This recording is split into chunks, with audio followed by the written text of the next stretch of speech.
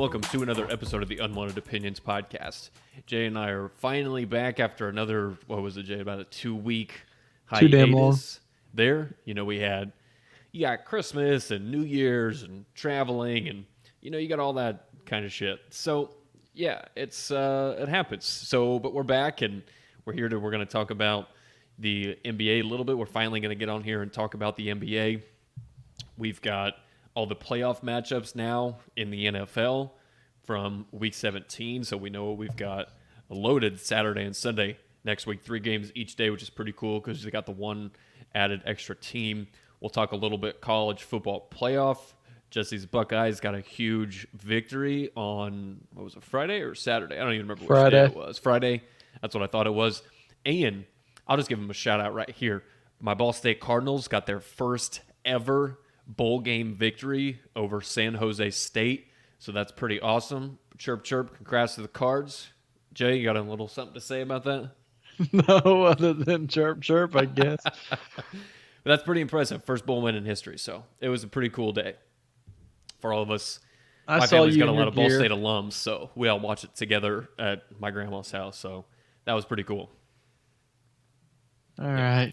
You jumping? Did you give our intro about subscribing and everything? I did not. If you think you can get it with them? No, I'm not even going to try. That's you. Rate, subscribe, review Unwanted Opinions podcast with Nick and Jay. You can find us iTunes, Google Play, Spotify. We're on every major podcast platform. You can also check us out on YouTube, our YouTube channel, Unwanted Opinions podcast with Nick and Jay. Same thing with our Twitter, Instagram, Facebook. You can pop in our DMs, ask us questions, interact with us. You can hit us up with our email, unwantedopinionspodcast@gmail.com for any questions, comments, whatever. Nailed it. Nailed it, man. Thanks. Thank you. It's just like, I don't know. I know it like the back of my hand. Yeah. I won't say my we got a lot of... Nick, just chill out. We got a lot of football to talk about today, so we are capping ourselves at 10 minutes of NBA. Just right off the 10 top. minutes. That's at it. 10 minutes, Nick's going to cut us off, and we're done. We're Even not if you're in the middle of a further. sentence, I'm just going to tell you to shut up. All right, and I'm just going to quit. All right, Jay. Where do you want to start? I mean, the season's it's kind of weird so far. I mean, it's so quick. Some people have been off 9 months. Some people have been off 70 days, like the Heat and the Lakers.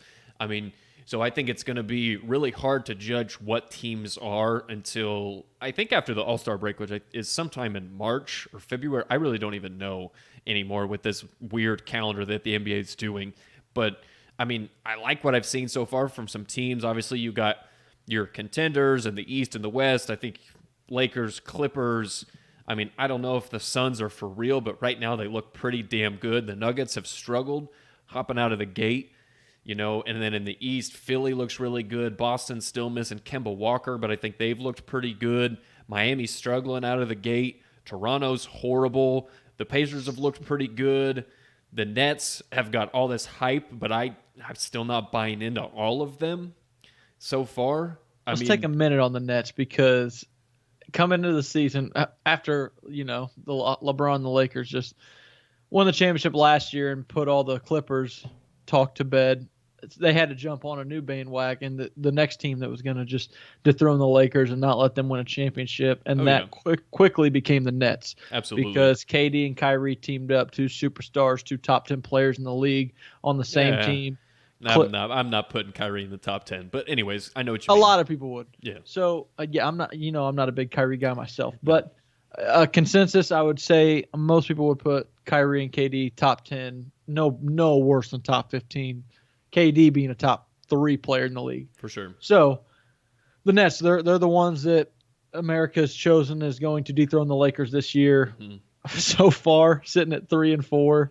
Yeah. I think they just lost to the Wizards. A couple bad losses. I mean, they lost to the Wizards and the Hawks, and both KD and Kyrie played in those 2 games. And now KD is set to quarantine for 7 days, and he's probably going to miss 4 games. Yep. I don't know. They put up a lot of points. I think they're like the 3rd or 4th. They don't defend anybody. And that's what we said before the season started. Their defense is going to be a liability.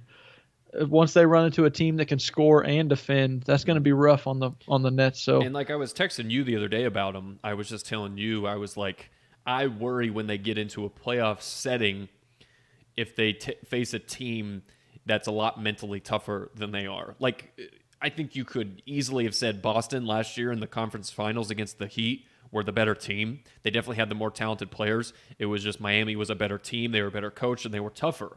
And they were just zoned in. I think that's very similar to what Brooklyn's going to run into. They're going to run into a more talented, well-oiled machine, and I just don't think they have enough defense to stop anybody.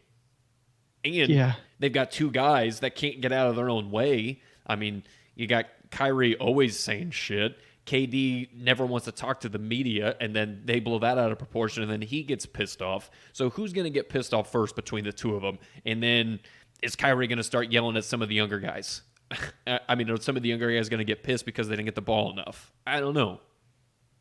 I just don't see it working out. I don't see them making it. Do you think they're going to make the Eastern Conference Finals? No, I don't. It's just, I guess it depends who they run into. That's true. I would take Milwaukee over them. If it went head to head, I'd probably take Boston over them. And the way the Sixers are playing right now. Yeah. I mean, the Sixers, I think, finally got a competent coach in Doc Rivers, and their roster just makes more sense now because they've got Daryl Morey running the show. And elephant in the room, they always have that Ben Simmons piece to go get James Harden. That is also true, because but I don't think they should do that. That we haven't talked about yet is this whole James Harden situation. Let's just shift gears to that quickly. Okay. Because you know damn well, Jay, that I've really never been a James Harden guy. I've never bought into, I hate the way he plays. I think he cheats the game. He's a brilliant scorer, but I mean, I don't think he's a winning basketball player. I never have thought he was.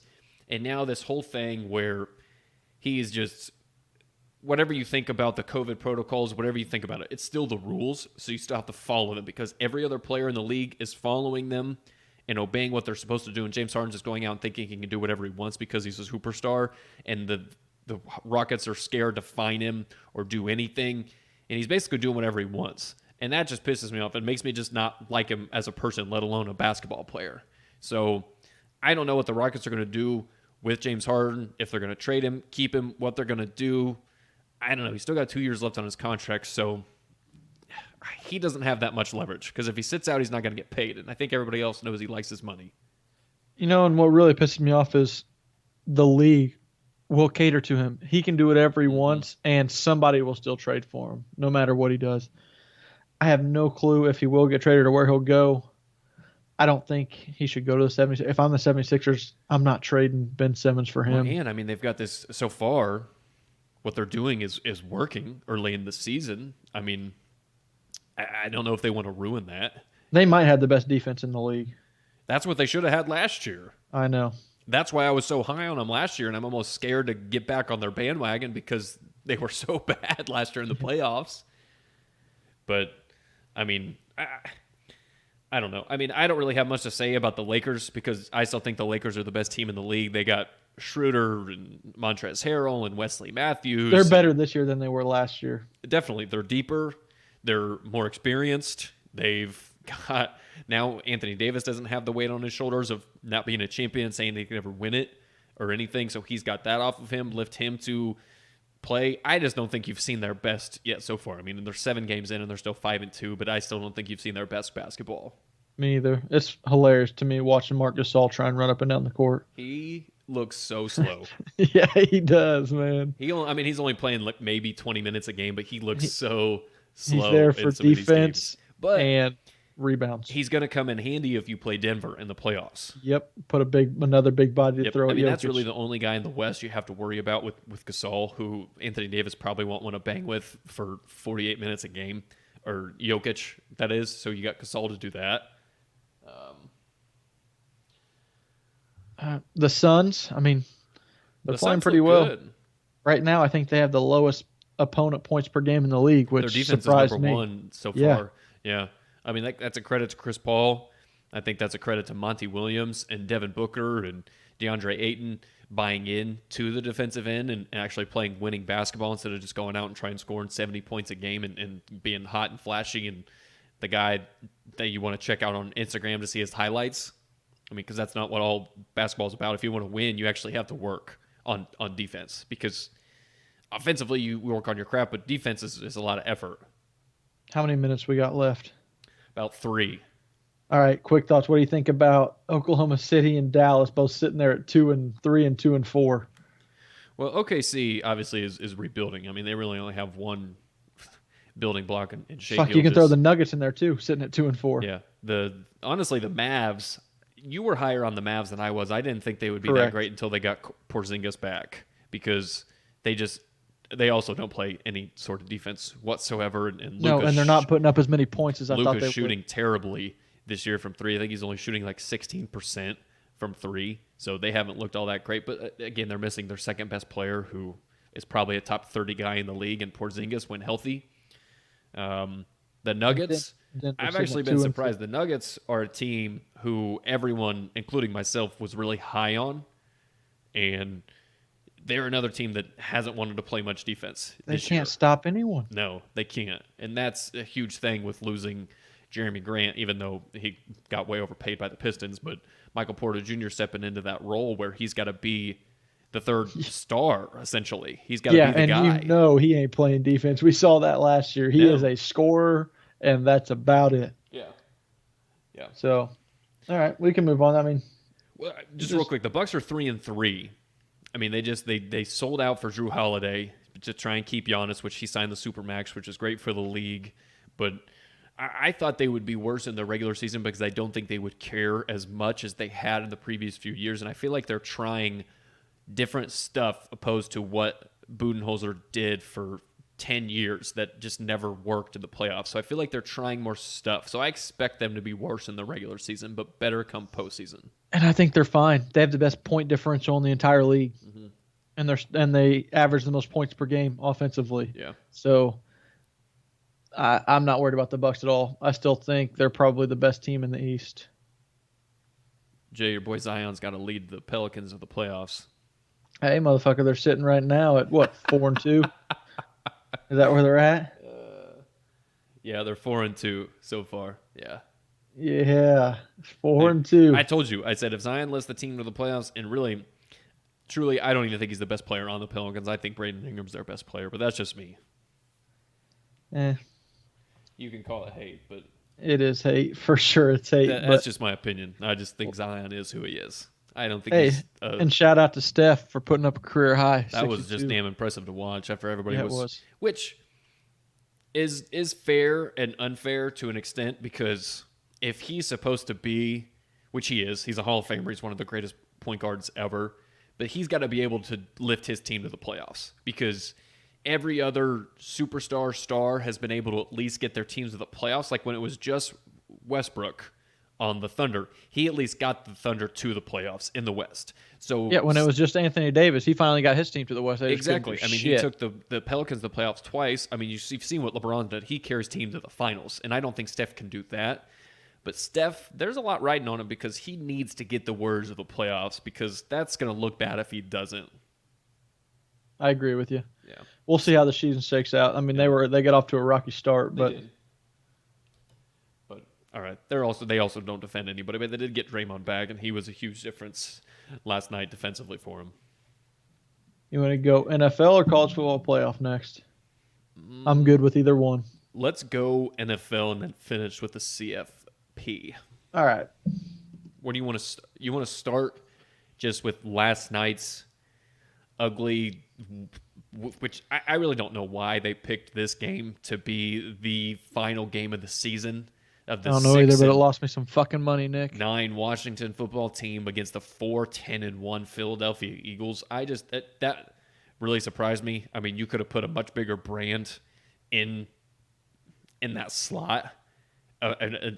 Teams fighting for something more than that. I mean, it's the NFC East. It was the worst division in football all year. Why are you getting those two teams all the glory at that spot? I don't know, but I didn't get it either. And the fact that, just a quick recap, they pulled Jalen Hurts in the second half when they're only down, I think, 6, not even a full touch or 7 points. They're down 6 points. They pulled Jalen Hurts. They put Nate Sudfeld in the game. Washington ends up winning the game, and that essentially eliminated the Giants from getting into the playoffs.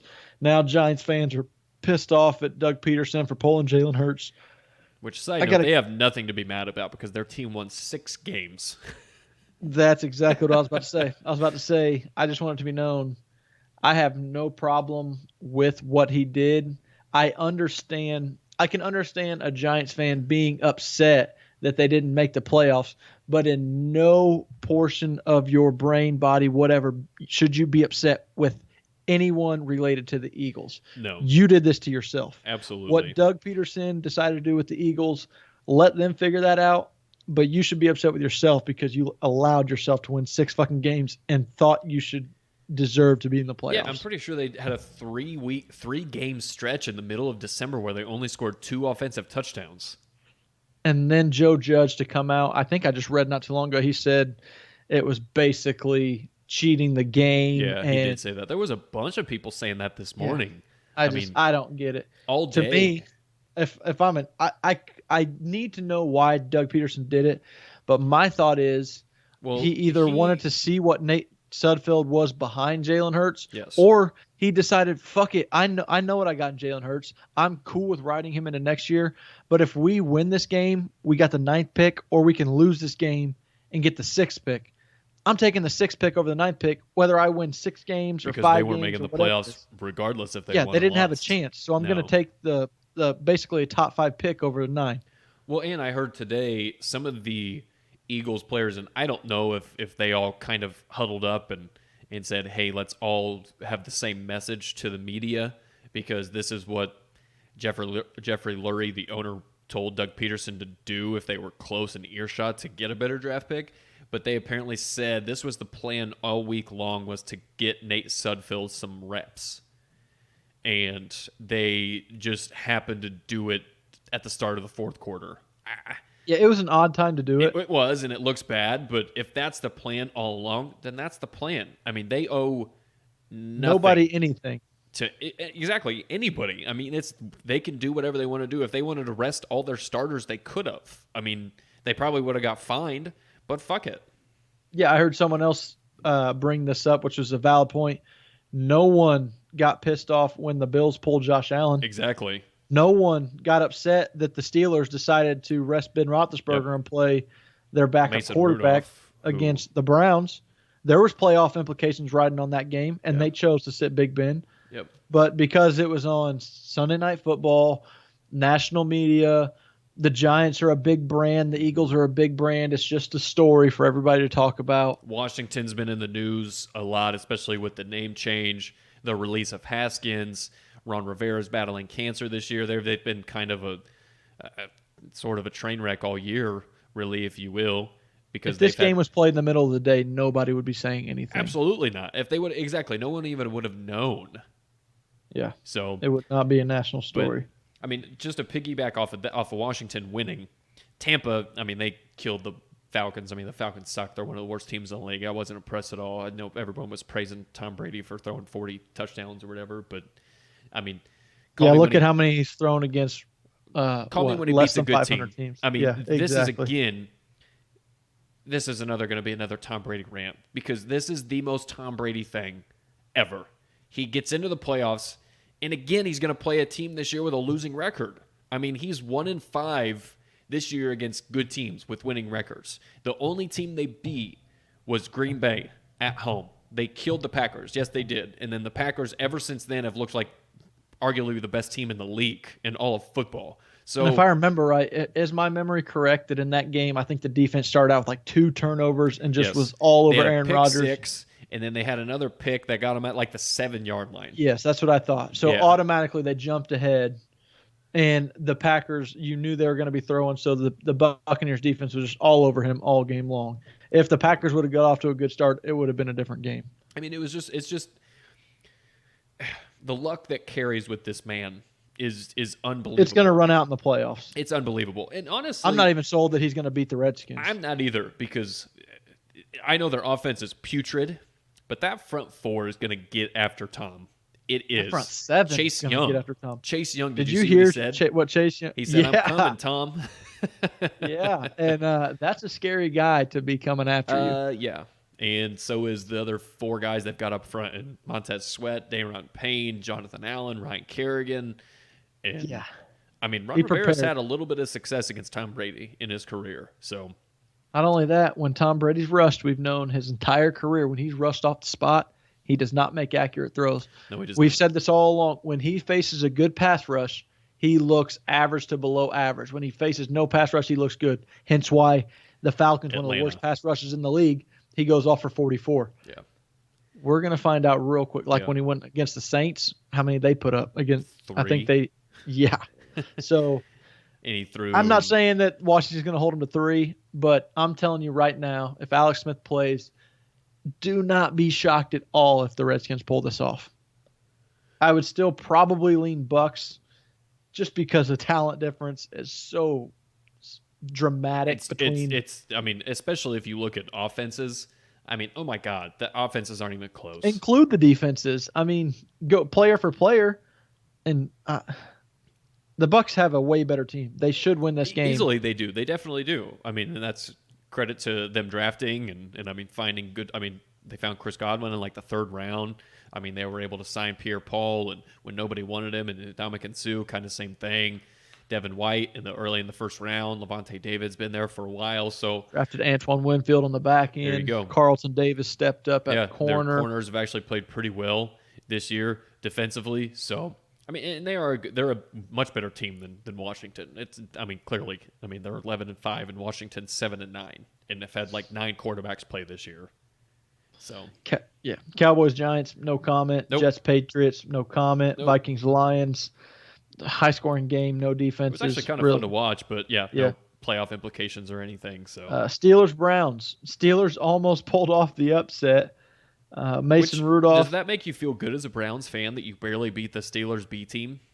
It should not, because you're about to turn right back around play their A play team? 'em- Yeah, with arrested Big Ben. So And I'll take TJ the Watt Steelers. and I mean Cam Hayward, they rested a bunch of guys.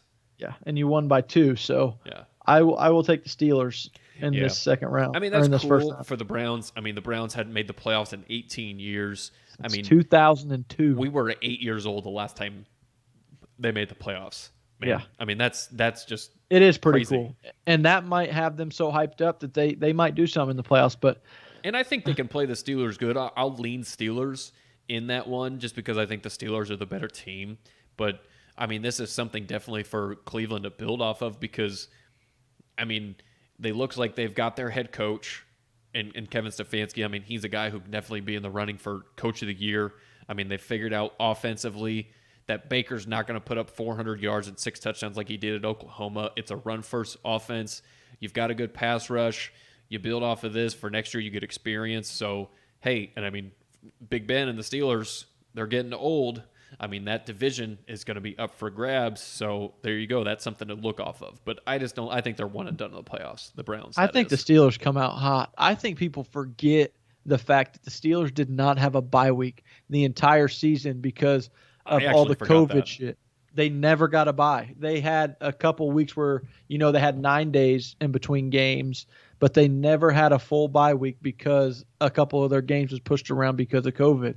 So they finally sat some key starters in week 17, Big Ben being a big one of those who needed the rest. He's older. His arm needs some rest. So he's going to come off, 2 weeks of not playing and be, to me, rested, healthy, and ready to go. And I think they're going to come out guns blazing. That's a great point. I do too. I thought they would beat the Browns anyways, but I really kind of forgot. I mean, I know they had that one game against the Titans where they had to reschedule it. Yeah. And then the whole Ravens debacle where basically the NFL tried to help the Ravens as much as possible and delay it 5 days.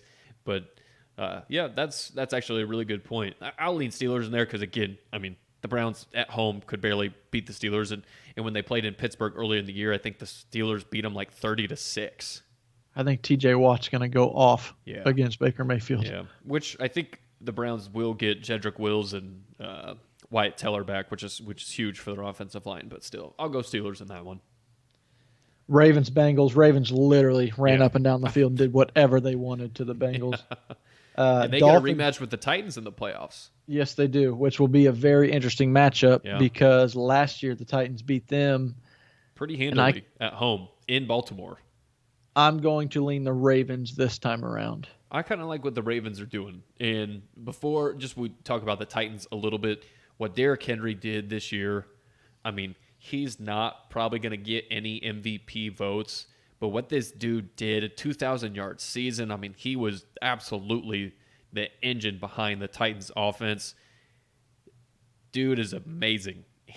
When he gets in the open field, I mean, he looks unstoppable. He really does. So credit to him. And I mean, really, the Titans defense was what really kind of carried them last year, but it's their offense this year because the Titans defense has got a lot of problems. I mean, Zero pass rush. Zero pass rush, and maybe that They helps. went out and paid Clowney, got nothing out of him. I mean, he's on IR. They just yeah, flat that's out what I'm released saying. Got Vic nothing Beasley. out of him. What happened in the game yesterday had me on the edge of my seat. Being a Colts fan, they kind of screwed the Colts out of the 4th seed. But Well, the I Colts don't know screwed themselves what by the losing to fuck Jacksonville in Texans were Week doing. 1. Oh, I agree. I'm not mad at the Titans or the Texans. I'm just like, what the hell is All right. happening? But they come back, and I think that very last play is exactly why you should be scared to play the Titans. Which one? The dime to A.J. Brown? Yes, because Yeah. all Tennessee has to do really is ride Derrick Henry till the wheels fall off, and there is nobody tackling this man. They will ride him to the 4th quarter. But the scariest part is when you need Ryan Tannehill to make a play or make a throw, he can make it, and he's not afraid to do it. There's Absolutely. 18 seconds left, and I believe, I'm assuming the Texans just figured the Titans were going to do some underneath bullshit or some out routes. And probably 60% of the league just takes a knee and goes to overtime.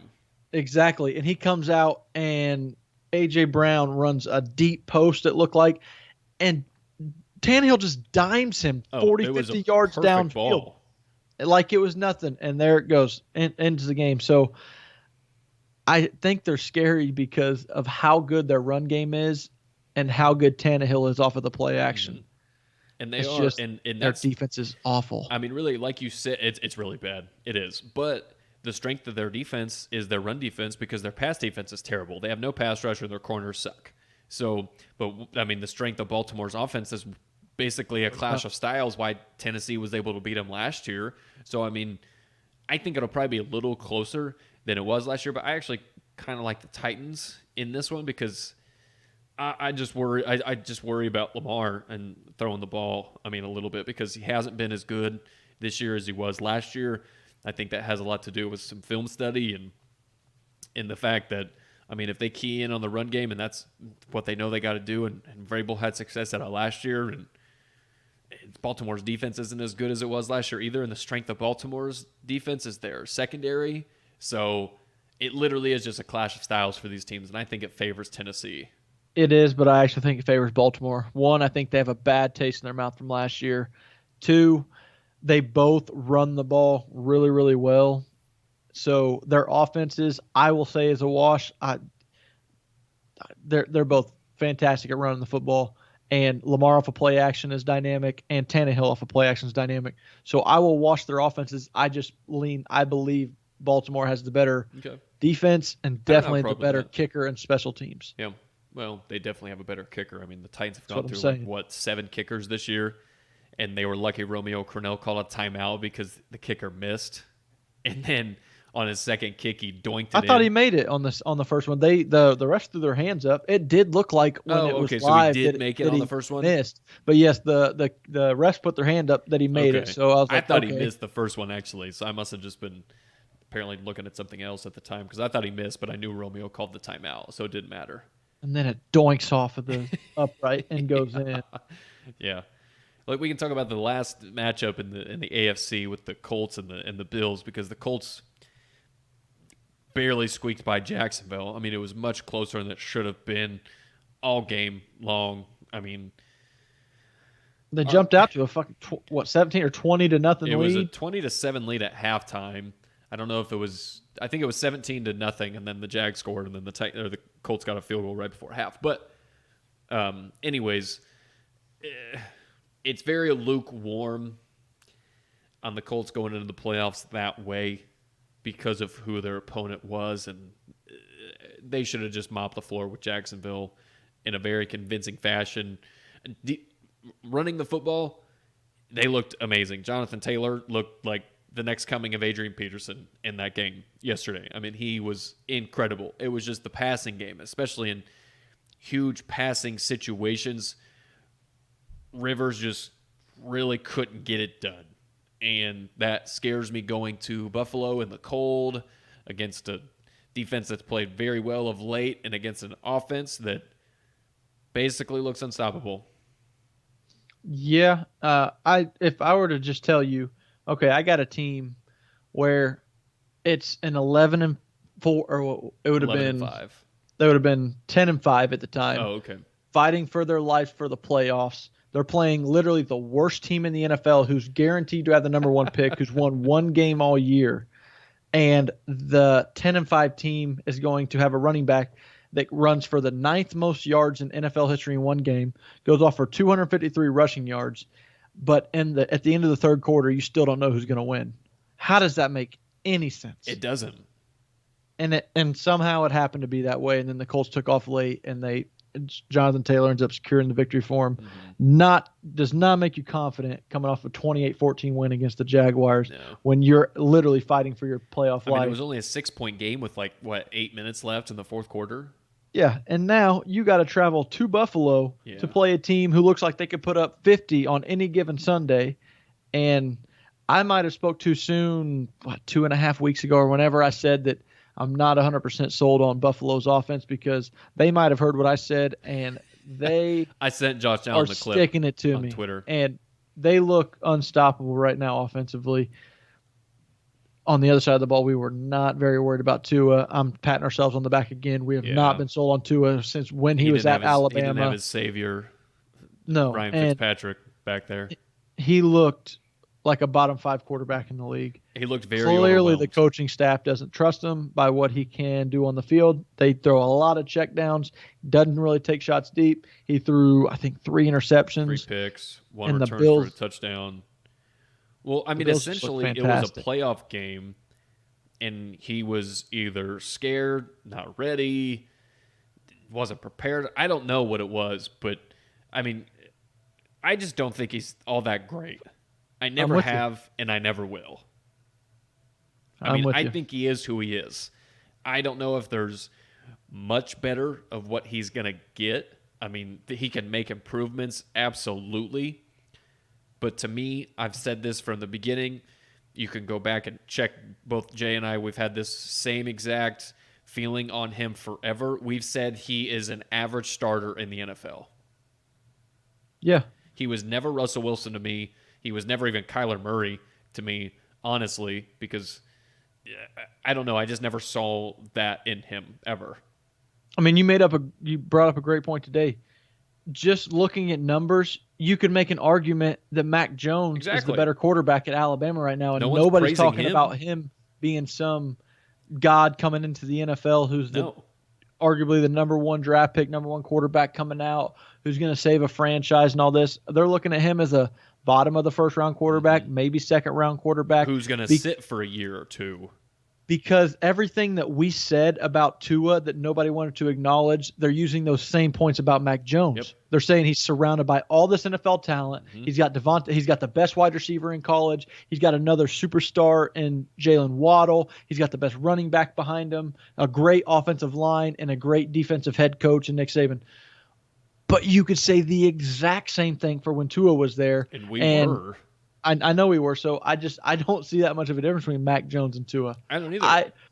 Here's the hottest take I could give you.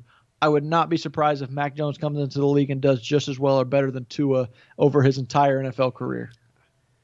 I wouldn't be surprised in that either. You want to know why? Because he's probably going to get drafted lower, go to a team that doesn't necessarily need him to be the guy right away, and then he doesn't have all that pressure, and I could see him having the better career. I'm not mad at that take because, we basically say these things about Tua every week, and it shows on Sunday. It's not like we're just making these things up or just coming out with hate. I think what we say is pretty accurate, and you could just check the tape and watch him. If you look at his box score and see all the 370 yards he threw or whatever, most of that came in when Buffalo pulled their entire team and was like, hey, we're already up 45-13. Go ahead, throw 260 yards in the fourth quarter or something, whatever he did. So, yeah. I think the Bills are I think they can go to the Super Bowl. I really do. I think they're that good. I do. I think you know how big of a fan of Josh Allen I've been. I mean, I thought he would be a superstar quarterback in the league. I'm not saying he's there yet. He's probably going to finish third in MVP voting. That's pretty damn good, but he's got to obviously sustain all this success that he's having. So, but I think they've got as good a shot to come out of the AFC as the Chiefs do. I really do. I'll still take the Chiefs. I want to see Josh Allen do this shit in a playoff game. I do too. I definitely do. I mean, last year in the playoffs, he looked like a deer in headlights against the Texans. He did. I'm turning the leaf on the Bills. But you can't do it until it's, I mean, you're never going to believe things until you see them. I mean, I think there was people saying this about the only quarterback that's ever gotten out of that is fucking Tom Brady, which makes no sense. Every other quarterback's had to go through, oh, well, he's got to prove it until he does it. I mean, Peyton Manning, Aaron Rodgers is still hearing this. Drew Brees, the same thing, or whatever. The only one that never got it was that dickhead. Yeah, because his teams around him were so great. Yeah, that's one of the many things. But I'll tell you what, if Josh Allen Allen comes out and does this against the Colts, I'll be the first one to come on here and say I think I was dead wrong, and I think Josh Allen's he's a top quarterback in the league. So are you going Bills in that one, Jay? Yeah, Yeah, me too. As a Colts fan, I like to pick them I believe they have a chance every week. And I will tell you, I do think this is not a good matchup for Buffalo if the conditions are bad, because you see the Colts can run the football when they need to. So I could see the score being closer. I mean, have you seen the Bills play in the elements before? I mean, the night they played Pittsburgh, I mean, it was raining and Josh Allen was slinging the rock all over like it was nothing. I know, and that's a problem because he has such a strong arm. I would probably say the Bills win by 10. I'll say at least 10 because I just worry about Phillip. That's it. That's what the main thing comes down to. I don't think he can do it. I'm a little worried about the defense. Well, I don't know what the hell they haven't haven't played well since the first 7 games of the season. At least for the entire game. They'll have a quarter or a half where they look really good. Yeah, first or second half. You don't know which one is going to be. Exactly, and that's scary it's never because both. You could go down 27-0, and it would be hard for our offense to put up 28 points in Buffalo. So, all right, let's move on. We got to move to the NFC now, then, right, Jay? Because just real quick. So you still think the Chiefs are the favorite, even though they're going to basically have 3 weeks off of no competition at all since they sat all their starters this past week? Yeah, and I'm still picking them to win the Super Bowl. I think they're easily the best team in the NFL. I'm not buying into all this shit from week to week where they're struggling, putting up some points, and their defense is giving up some points. They're way too good. Patrick Mahomes is too good. They're loaded on offense. Their defense has stars on every level. They're going to be fine. I think they've just been waiting for the playoffs again. I do too. Honestly, I think they're fucking bored. And they went 14-2. In the one game they lost, they should have. I mean, it was the Raiders. I think they just fell asleep, and then yesterday against the Chargers, they didn't play anybody. So that's a good point. That I think they probably were bored with the regular season. Yeah, they've been good for the past 2 years. They've been favored on every game they play. They're clearly the better team over every time they step on the field. So, oh yeah, I do. I think they're just bored. Yeah. All right, let's move to the NFC. You saw, the Rams and the Cardinals. I mean, that was maybe one of the shittiest games of the year as well. I mean, Kyler gets hurt in the first quarter. You don't have Jared Goff on the other side. I think they had also without Cooper Kupp, Michael Brockers, because of the COVID list, a few other guys. And, I mean, that was just a shithole game. I mean, the Rams got in. They just kind of basically limped into the playoffs, and the Cardinals got eliminated with that loss, and still don't know if Jared Goff's going to be able to play next week because of that thumb injury. And they play Seattle, who had the 4th and goal to escape the 49ers, who also are on their 3rd quarterback of the year. Don't have anybody. I think everybody knows the 49ers injuries, but Seattle's also kind of limping into the playoffs. After those first 7-8 weeks of the season where their offense was just on a tear, and their offense hadn't been the same. And it is not, but I'm still not super worried. I'm still sticking to my preseason prediction of the Chiefs and the Seahawks. Say what you want, they're still 12-4. You know what I mean? Yeah, And, I mean, you saw yesterday when they absolutely needed plays to be made, there's Russell Wilson doing Russell Wilson things. I mean, he's basically done that all year. It's just they haven't looked as good as they did in the early season. And I'm not saying that absolutely concerns me at all, because even if Jared Goff plays, I think they probably beat the Rams at home anyways, because I mean, even if Jared Goff does not play, I think they'll murder the Rams, because that John Wolford, I mean, I don't think he'll do anything. No. At Seattle, his first ever playoff game. I mean, he just barely beat the Cardinals' shitty defense. So, yeah. That one, I think, is probably one of the least interesting matchups of the weekend. Rams and Seahawks, round 3. Yeah, I'm not going to disagree there. There's only a couple more games to go over. Don't have anything to say about the Raiders Broncos. I have one thing. Okay. Just at the end of the game, I don't know if you were watching. I wasn't, but I saw your text. Vic Fangio should have been immediately fired after that game. I know they probably weren't trying to win. The Broncos, I don't know. Maybe Vic Fangio was trying to lose. Who knows? Anyway, so the Raiders go down and score. The Broncos are up 31-24. The Raiders score with about 24 seconds left, and they go for 2 to win the game. And so, whatever. And they get it. But before that, they don't know if they're going to kick it or go for 2. So you got players running on and off of the field for Las Vegas. And the play clock's winding down. Vic Fangio calls a fucking timeout and lets the Raiders regroup and then call a whole different play and get their right personnel onto the field. The Raiders are probably going to get a delay at game. And then even if you score, you still would have had 24 seconds left and one timeout for your offense to go try and get a field goal and win the game. And then when they get the ball, they connect on a long pass to Jerry Jeudy, get down, and then there's another penalty because a Raiders idiot is trying to hold the ball away from the officials trying to spot it.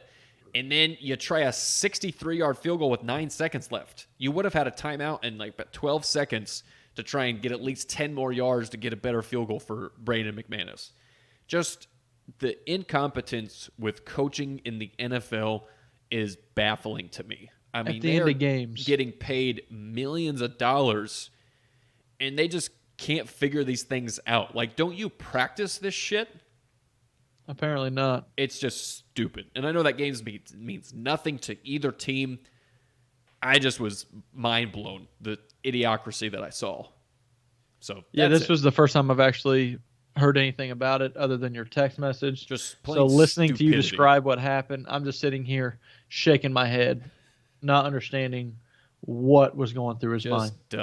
Just dumb. But I'm glad we got that good jab in on Big Fangio. Yeah. So and he's not fired, so I don't think he's gonna be. No. Chargers Chiefs. I'll just let you shout out Justin Herbert, your guy, real fast. My guy Jay Herb. I mean, he set the touchdown record for most. I think he had for a rookie. I think he had the second most yards ever as a rookie quarterback. I mean, he went 6-8 as a starter this year. I mean, they finally let Anthony Lynn go, which thank God saved Justin Herbert at all costs. Get him an offensive guy. That's my guy, Eric Bieniemy. That's who they need to go hire from the Chiefs. Yeah, I think the thing that people aren't even realizing that makes all these records even more incredible is the fact that he wasn't a starter week 1. No. He didn't start until he missed a whole game and threw 4,500 yards and 31 touchdowns and had also 5 touchdowns on the ground. Yeah. So almost had 40 touchdowns accounted for. Yeah. So in 15 games as a rookie. That's pretty impressive. Finally get a head coach that knows what they're doing. And I just feel like they need to do medical staff because they have so many injuries. But, I mean, they've got a lot of talent. They do on that roster. And they look like they've got a quarterback who is going to be a pretty damn good quarterback for the future. So, Packers-Bears. Packers just whooped the shit out of the Bears. Yeah, the Bears got into the playoffs by losing. I think this was... I love when that happens. How do you feel good losing and then you get into the playoffs? What is that? I think the best thing for the Bears, honestly, and this is going to sound so ass backwards, they need to turn around and get killed again so that they don't re-sign Fucking Mitch. re-sign Trubisky. Yes, because it was He's not fool's the gold answer. those last 3 games before he played the Packers.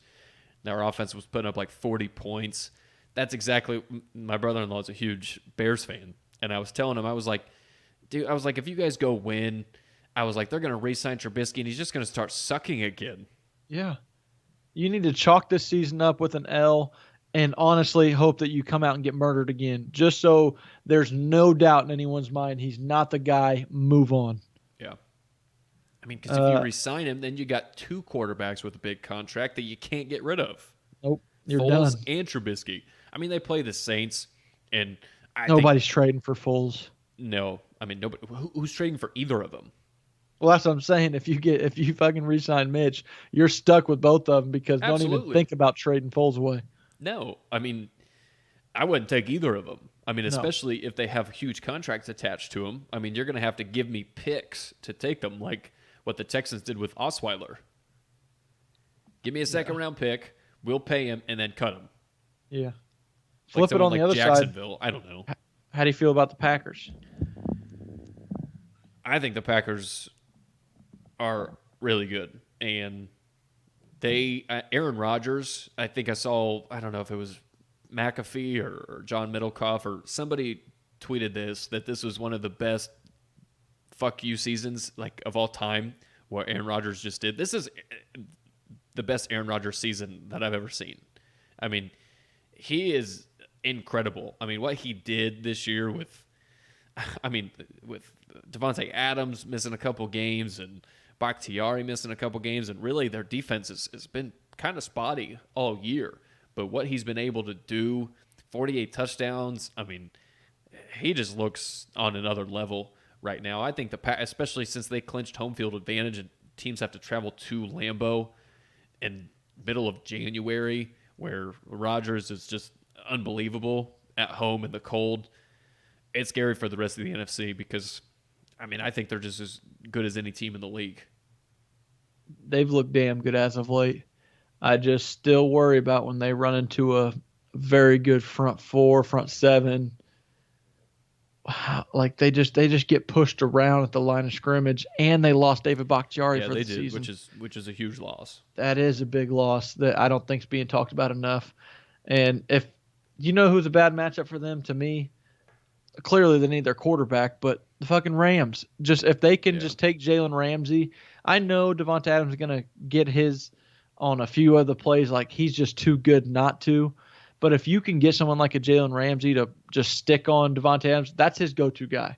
I know he can throw to other guys. I think big Robert Tonyan had fucking like double-digit touchdowns this year, Yeah. and I mean, Lazard's played pretty good. I mean, you get just a little bit from Valdez Scantling and St. Brown here and there.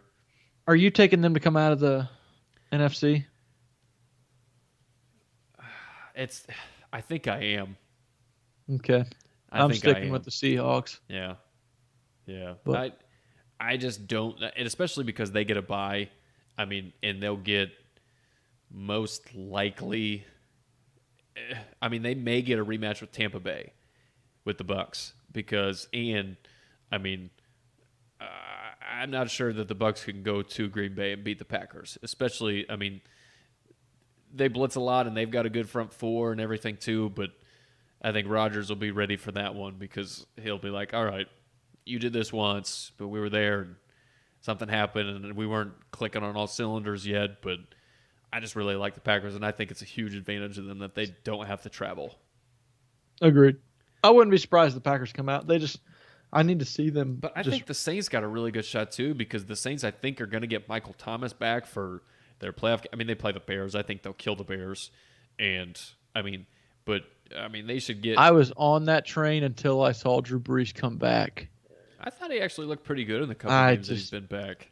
I think he's just fucking washed up, man. I mean, he's old, and I said that he's still probably got the hurt best thing ribs and for shit. him was when he got his ribs hurt and he was out for all that time to get healthy and rested before the playoffs. But I don't know, man. I don't know if I can buy into the Saints. I just think he's too damn old. Well, if the Saints have to travel to Green Bay, I don't think their offense will travel well because of what they like to do, especially in the cold. And Breeze has never really been good in cold weather.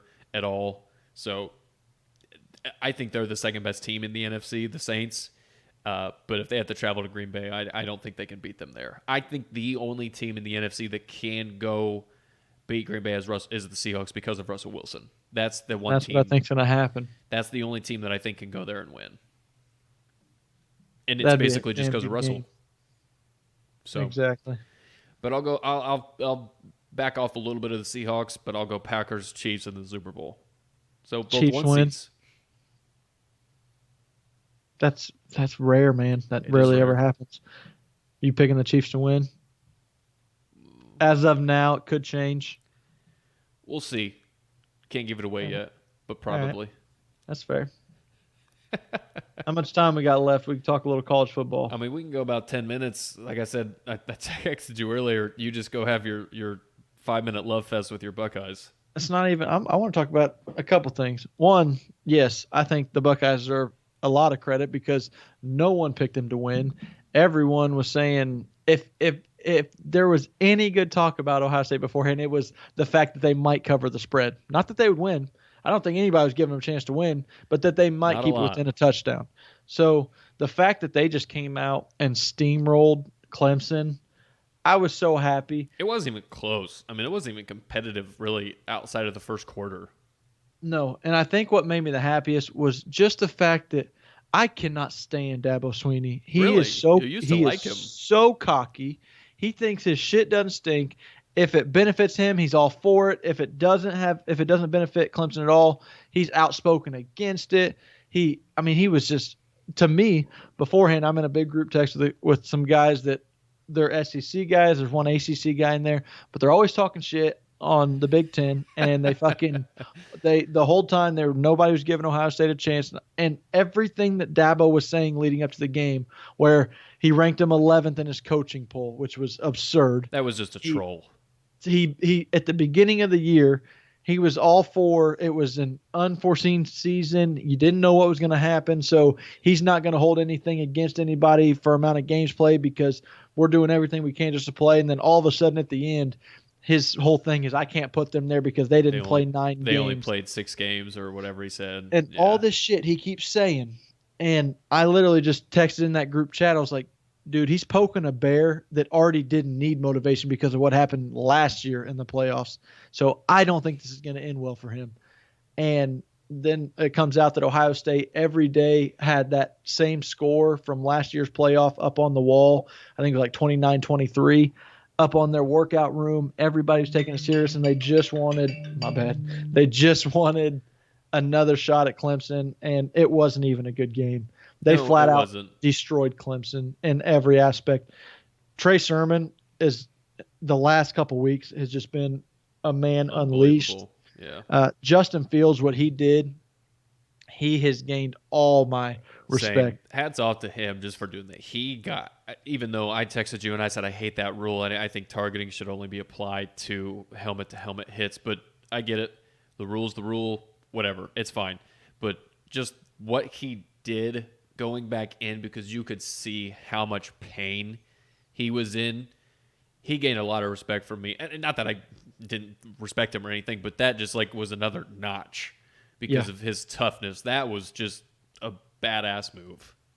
Yeah, I've hurt my ribs, and I didn't take a shot nowhere near what he took with a fucking helmet with a guy that weighs 250 pounds going right into his ribs. And the way it crunched him and the way you saw him just wincing to get his leg up to go on the bike to stay warm. It was anytime he torqued his body. Yeah, when it happened to me, I was you're like, a quarterback, fuck that's this. what you do.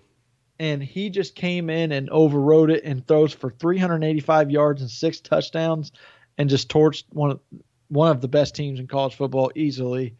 I thought it was phenomenal. Then you flip over to Alabama, Notre Dame. What happened is exactly what everybody expected to happen. Just before you say that real quick, I know I like the Big Ten. I like a lot of teams in the Big Ten. There are a lot of Midwest teams. I tend to root for them more than others.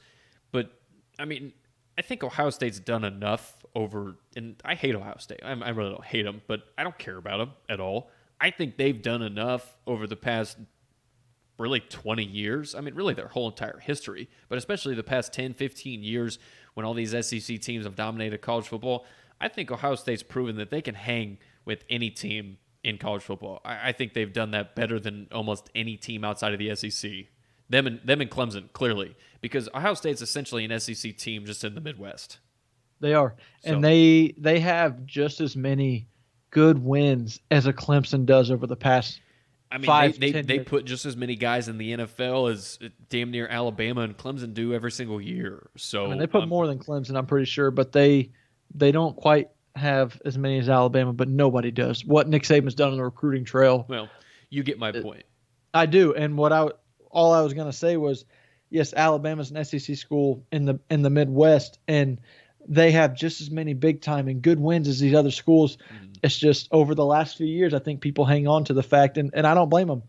They have some losses where you're just like, what the fuck did you just do? You were playing a team that was nowhere near your level of talent and play, and you just got fucked up by them. You back-to-back years, they got murdered by Purdue, and they got murdered by Iowa, and it kept them out of the playoffs. And it's just like, then they get murdered by Clemson in the one of the years when Urban was there, like 28-3, or it was horrible. 31-0. 31-0. So it was just a horrible loss. So they have a few of those where that makes people want to second guess it, to whereas that doesn't happen with Alabama.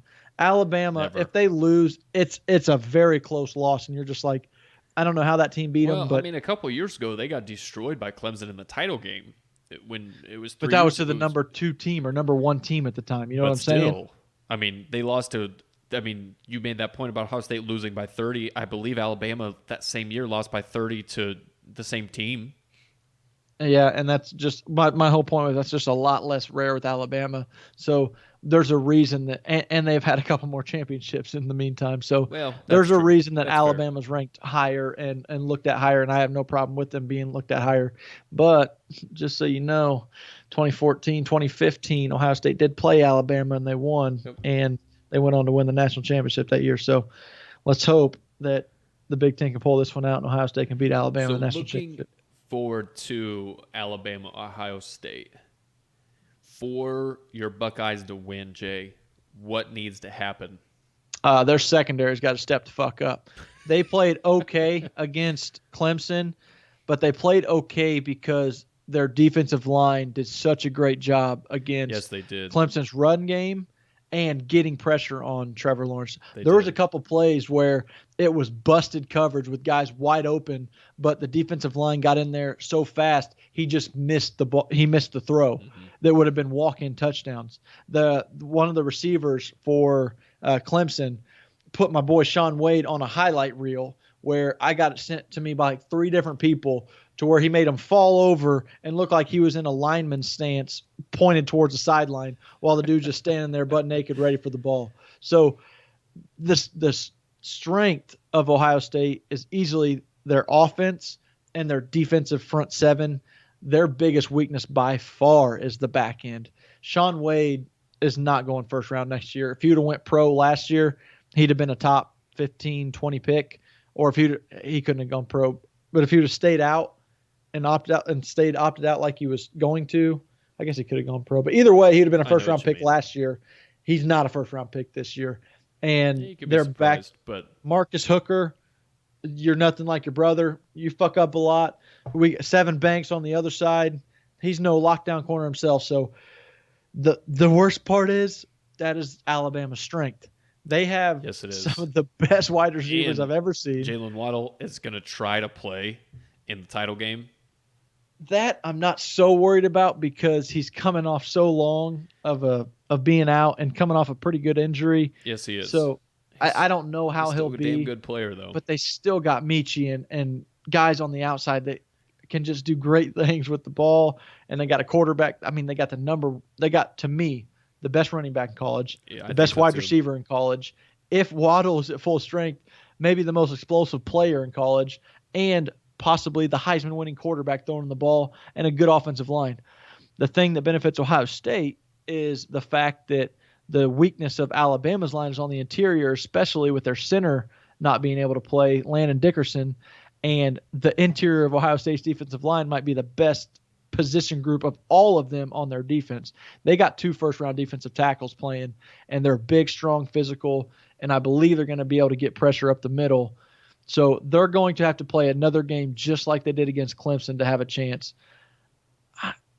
I don't think it's going to be as high scoring as people think because they think it's just going to be back and forth offenses like in the 40s. I don't. I think it's going to be in the 30s because I think both defenses are going to get a few key stops. But I'm torn here. My heart says I want to take Ohio State. Yeah. My head says Alabama's just the better team all around. I think they have the better defense. And again, kind of like I was going back and forth with Tennessee and Baltimore earlier, I think Ohio State's offense and Alabama's offense they're probably the 2 best in the entire country in my mind. They can both run the ball, and they both have skill Justin receivers. Fields got to play another game like he did against Clemson because the 2 previous games were stinkers for him. I mean, he did not play well in those previous 2 games. One against Northwestern. I think the other one was against Wisconsin, if I'm not mistaken. It was IU. Okay. No. Yeah, he didn't play a good game against IU. Okay. Well, anyways, the 2 games before Clemson, he did not look all that great. So he's got to build off of what he did against Clemson. I mean, I don't think he'll throw for 380 and 6 TDs. I mean, he could, but I don't see that happening. But he's got to have another Heisman-level game for Ohio State to win. The reason my head thinks Alabama's going to win is because what makes Justin Fields great, I know he just lit him up in the passing game against Clemson, is the fact that he can run. Yeah. And with those ribs, you saw there was a play where after he was hurt, he scrambled up the middle to avoid a sack. He couldn't even slide, and he kind of just fell and was like, please don't hit me, and got hit. And it's like Alabama is not going to be afraid of him running the ball if he's he's not fully healthy. And I don't know if Justin Fields might be timid to run the ball with his ribs hurt, and that's a big part of his game. Actually, what happened? I have not seen it. I know he told Ryan Day he actually felt better the next day than he thought he would. Oh, that's good. And he's practicing, and he said he's going to be ready for the game. I knew he was. I figured he'd play. I just don't know how ready he's going to be. I didn't see anything of what actually they diagnosed him with. If they're like bruised ribs or what, I don't know. Yeah. If you made me pick a score, I'd probably say Alabama wins 38-28. I was going to say 34-28. Yeah. Bama. I don't know if Justin Fields is healthy enough, and I don't know if our secondary can stop their explosive playmakers. I mean, there hasn't been anybody all season to be able to stop their Devontae Smith, who, if you're telling me who the Heisman winner is, it's him. Yeah. The thing though, he made Mac Jones. I mean, he definitely did. Yeah. The thing with this is though, I can guarantee you that this will be the best run defense Alabama's played all year. And I'm a big Najee Harris guy. He's my favorite running back in college. He has been for 3 years. He's going to get get his, but I think that if Ohio State can shut down that run game as best as anyone can, that will definitely help them on the back end, and it'll make it very interesting. For sure. I hope it's a good game. That's too. Really what I want. I agree because, I mean, I have no rooting interest in it, but the other 2 playoff games were not that exciting. No, they weren't. I mean, if you're Ohio State it was fan, very obviously exciting you'd love to see him win. And same thing with Bama fans because you don't really want it to be close because you'd rather just feel easy watching the game rather than tense the entire time. But as a general football fan, I want a close game. I agree. And that's all I can ask for. So, all right. Hey, we covered a lot of bases there, Jay. We did some NBA, NFL, college football. I mean, what more can you ask for? You can't, man. We basically gave them everything that people wanted. That's right. Yeah. So we will get out of here on that. Jay and I will be back just like normal, once a week episodes dropping. No more hiatuses or long layoffs for the foreseeable future. So we will we good. We're back. All right. Until next time. Until next time.